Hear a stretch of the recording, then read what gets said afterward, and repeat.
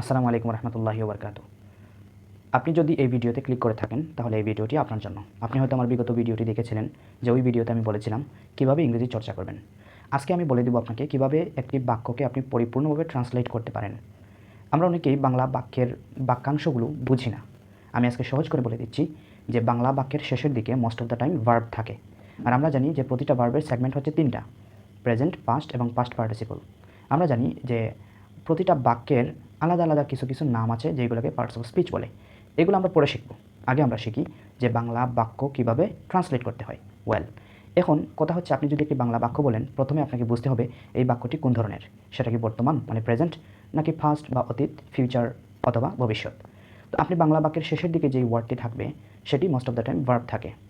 তো এখন আমি যদি উদাহরণের সাথে কথা বলি যে আমি সাহায্য করি, তো সব শেষের যে বাক্যটি আছে মানে ওয়ার্ডটি আছে সেটি হচ্ছে সাহায্য করা। সাহায্য করা ইংলিশ হচ্ছে হেল্প।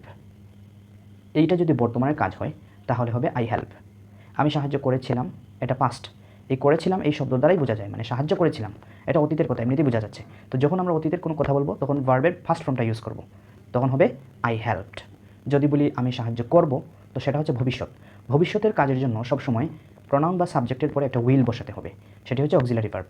এই উইলের পরে আপনি আবার ভার্বের প্রেজেন্ট বা প্রথমটা বসাতে হবে। যেমন আই উইল হেল্প, আমি সাহায্য করব। এখন যদি বলি আমি যে আমি আমার ভাইকে সাহায্য করব, তাহলে হবে I will help my brother.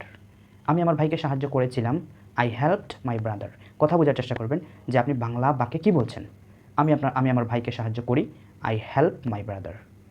তো আপনি এইভাবে আরও 2-3টা ভার্ব নিয়ে চেষ্টা করেন, চর্চা করেন, আপনিও ইনশাআল্লাহ ইংরেজিতে ফ্লুয়েন্ট হয়ে উঠবেন।